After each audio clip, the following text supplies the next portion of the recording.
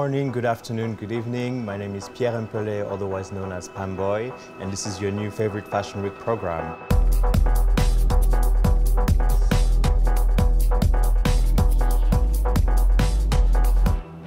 Whether you're a die-hard fashion fan or someone who believed that those two belts were indeed similar, this is the new program for you to learn more about the people in the fashion industry. I'm joined today by Olivier Rousteing, who's celebrating 10 years at Balmain. Congratulations, Olivier. How are you? I'm great, I'm great. I'm really happy to be with you today. C'est vraiment un plaisir. Merci beaucoup. Alors, qui est-ce que tu portes aujourd'hui? Un petit brand qui s'appelle Balmain, je crois. Balmain Paris, depuis 1945. Est-ce que tu peux me parler du début de ta carrière? 10 ans déjà. Un début de carrière assez atypique. Un petit garçon de Bordeaux qui en fait rêve de mode, qui part un jour en Italie pour faire un stage dans la haute couture romaine et qui revient à la capitale et qui commence une belle histoire, une belle aventure Balmain. J'aimerais bien connaître ton premier souvenir mode. Il y en a tellement. Je pense qu'un des plus grands souvenirs, c'était quand j'étais avec ma mère et ma grand-mère dans le salon et on regardait les adieux de Monsieur Saint-Laurent à la télé. Donc ça, c'était un moment assez beau, assez fort. Et la grande époque Gianni Versace avec toutes les top modèles. Évidemment. Ouais. Tu viens de dévoiler ta nouvelle collection croisière. Quelle est l'importance de la collection croisière pour une maison comme Balmain? Extrêmement important. Les gens ne se rendent pas compte. Un défilé, c'est généralement 30 ou 40% du chiffre d'affaires. Les resorts, les croisières, les pré-collections, c'est 70% ou 60%. Donc très important pour le business. Et quel était le point de départ créatif de cette collection? Quelle histoire as-tu voulu raconter? Une histoire très personnelle. Après 2 ans de recherche sur mes parents biologiques, sur ma quête biologique, j'ai découvert mes origines éthiopiens, somaliens. Et donc en fait, c'était une collection qui pour moi représentait un peu toutes les valeurs qui font partie de moi. Les valeurs de sang, les valeurs que mes parents m'ont inculquées. Donc en fait, c'est la France, avec des parents adoptifs français, et mes parents biologiques éthiopiens et somaliens. Et c'est un melting pot de beaucoup de choses. En fait, tu es un melting pot à toi tout seul. On va parler des shoes.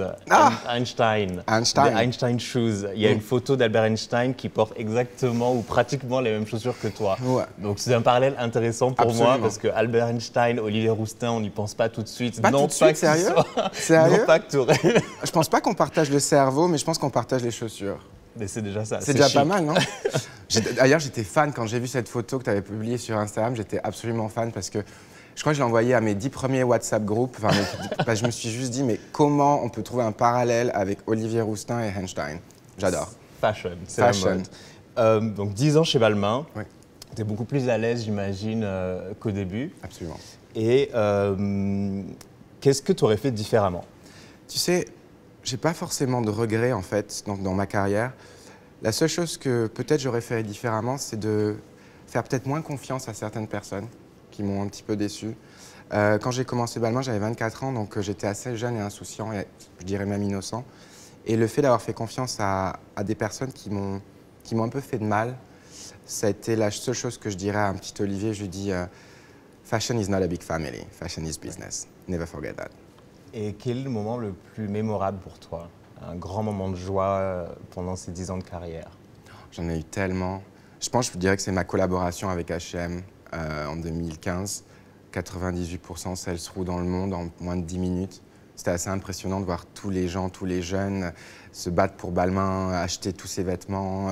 Bon, après, il y a eu aussi des vitrines qui sont cassées, etc. Tellement il y avait d'euphorie, mais c'est aussi une belle consécration de se dire que finalement, en quelques années, j'ai réussi à parler à un monde entier, quoi. Menswear, womenswear, collection homme, collection femme. Comment parce que tu fais les deux évidemment, comment tu approches ces deux manières différentes de faire de la mode? Parce que designer pour un homme et designer pour une femme, c'est pas exactement la même chose, même si évidemment les vêtements n'ont pas forcément de genre. De genre. C'est intéressant cette question parce que je pense que je dessine différemment depuis 10 ans. Chaque saison est différente. Peut-être qu'il y avait aussi l'histoire d'un vestiaire masculin qui était pour moi assez stéréotypé au tout début. Aujourd'hui, j'avoue que pour moi, la mode homme, c'est une mode qui qui défie les codes de plus en plus. Même mes clients sont de moins en moins réfractaires à la nouveauté, à l'originalité. Il n'y a plus aussi cette guerre de genre, de style, de sexualité. Tu peux porter des vêtements de femme, des vêtements d'homme. On ne va pas définir ton vestiaire par rapport à qui tu es. Enfin, c'est vraiment intéressant pour moi la mode masculine aujourd'hui parce qu'elle a vraiment évolué. Les hommes évoluent, les nouvelles générations de garçons évoluent. Et puis je pense que le vestiaire homme est toujours plus facile finalement. Et quand il y a une Fashion Week homme, on reste, c'est beaucoup plus calme. Les studios hommes sont beaucoup plus calmes, le studio femme c'est beaucoup plus fort, fou, on va dire. Il y a une certaine folie, mais ça fait du bien de faire de l'homme parce que c'est beaucoup plus. C'est apaisant. C'est beaucoup plus apaisant. Et parle-moi justement d'une chose folle qui s'est passée au studio, quelque chose que tu pourrais nous raconter. Ouf, tu sais, je raconte tout, j'ai pas trop de filtres. C'est ça mon problème, je crois. Vous avez coupé ça, non? Non, en fait, une chose folle, c'est Rihanna qui arrive au studio en disant « Hey, hello, you are in close to the Champs-Élysées, right ?» Et elle arrive comme ça avec 10 people. Ah oui. Et là, j'étais genre en mode « Sérieux, il y a Rihanna, est-ce qu'on peut juste au moins cleaner un petit peu la salle de fitting ?» Donc ça, c'était une chose assez folle, assez inattendue. Quand t'as Rihanna qui arrive, ouais, je dirais que ça, c'était la chose la plus folle. Avoir Rihanna qui arrive à son studio, c'est quand même un moment privilégié, assez ouf. C'est vrai que... Et pourquoi Paris est toujours la capitale de la mode aujourd'hui? Parce que Paris, c'est la ville des Lumières. Il y a ce besoin de résonner dans le monde. C'est un laboratoire aussi d'expérience. Donc on regarde les défilés comme si c'était vraiment un laboratoire non pas seulement de vêtements, mais d'idées. Et je pense que Paris défie en fait toutes les autres capitales. Et c'est pas pour rien que c'est la ville des Lumières. C'est vrai, je suis d'accord avec toi, complètement. Et on parle beaucoup de diversité, d'inclusivité dans la mode aujourd'hui. On a même l'impression que c'est un peu une tendance, alors que pas du tout. Et toi, c'est quelque chose que tu as toujours voulu pousser. Est-ce que tu peux me parler pourquoi c'est un combat qui t'est cher? Je suis entièrement d'accord avec toi. Il faut faire attention que ce ne soit pas une tendance et que les maisons et les designers ne jouent pas sur un sujet aussi important. Pour moi, c'est un sujet qui fait partie de moi. C'est une bataille depuis toujours de vouloir être accepté, de ne pas prétendre être quelqu'un d'autre, d'être fier de qui je suis.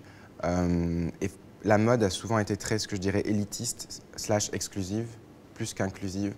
Et finalement, il y a encore 10 ans, quand j'ai commencé Balmain, ou même, je dirais, quand j'avais 10 ans, donc c'est-à-dire il y a bien longtemps, j'avais pas forcément... je rêvais de faire de la mode, mais j'avais pas forcément des identifiants ou des gens qui puissent m'inspirer parce que finalement, le monde de la mode était très fermé. Et je pense que dans le parcours de ma carrière, j'ai juste essayé de faire en sorte que les nouvelles générations puissent me voir, que tu aimes ou que tu n'aimes pas ce que je fais en termes de mode, parce que c'est normal, les goûts, c'est complètement subjectif, mais être une personne qui leur montre la voie et leur dire « si j'ai réussi, tu peux y arriver ». Dernière chose, quelle est la dernière chanson que tu as écoutée sur ton téléphone? Attends, parce que là, j'en ai la dernière. Qu'est-ce que tu as écouté ce matin en te levant? Ce matin, en me levant, j'ai écouté Iseult. Parce qu'en fait, il y a encore un an, je faisais un défilé sur la péniche, plus ou moins à la même époque. Et donc, en fait, dans mes memories de mon iPhone, c'est ressorti. Donc, en fait, c'était Corps de Iseult. Très belle chanson, c'est vrai. Merci beaucoup, Olivier Rousta. Merci, Pierre.